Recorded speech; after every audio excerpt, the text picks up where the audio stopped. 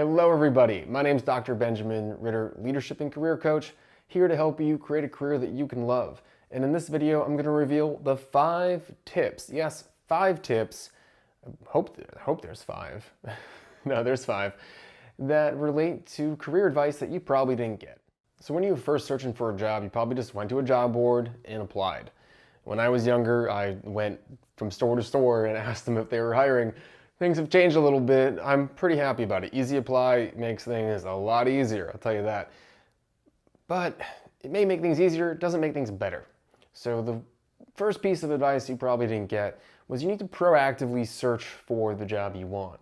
Dream companies, list them out, list your top 5 to 10 dream companies, and target them specifically. So you want to build a network within those companies, you want to look for jobs just at those companies, you want to join events where those companies are speaking at. You're going to proactively find your job, or you're going to end up, you know what, in a job you didn't choose.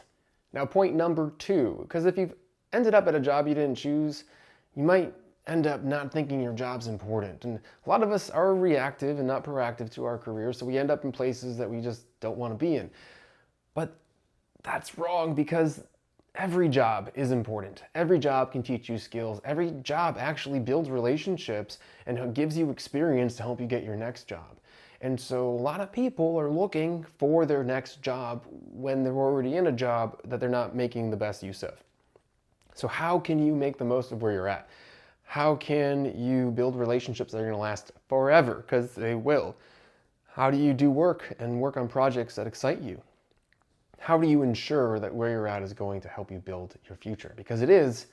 Now, is it going to build the future you want, though? And this brings us straight to point number 3, which is you don't have to do the job that you're tasked with. So what does that mean? So you're at a job, let's say you don't really want to be there and you're looking for your next job. Well, you can actually change your job. You can craft your job to include the work that excites you.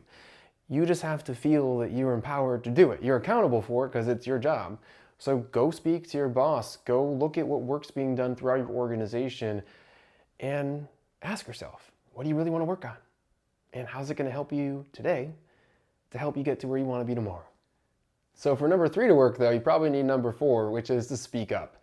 So often people are looking out the door to the next job or just doing the job that they've been assigned to and given, and they don't feel like they can be a leader or say what's on their mind and speak to the strategy and vision of the organization or the role, or to maybe highlight some of their old expertise or maybe just expertise they learned from a book or an article. Are you engaged at work? Are you fully bought in?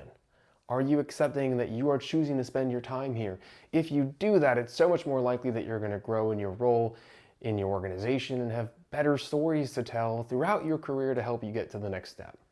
And so tip number 5, if you do all the other tips, I think you're having a little bit more fun, which is something we tend to forget. You are choosing to work. So how can you choose to also have fun? How can you be a little bit more personal with your coworkers and build relationships?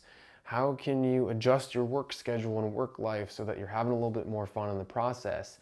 How do you ensure that you're enjoying and remembering that things are not do or die? Like, it's okay if you have a deadline tomorrow and aren't really there, go communicate that you're not there. How do you ensure that you're having fun and realizing that work shouldn't be stress? And so often people think that it is. It doesn't need to be. It shouldn't be. It's a majority of your life. I hope it's not. So hopefully with these 5 tips, you can actually make a little bit more from your job and your career, have a little bit more fun, and build a brighter, awesomer future for you in your professional life, which ultimately leads to your personal life. So thank you so much, everyone. If you liked what you heard, liked what you see, make sure you subscribe to this channel, hit the little bell next to the subscribe button to be notified of new content. And most importantly, I think these 5 tips are a pretty good example of it. Keep on living for yourself.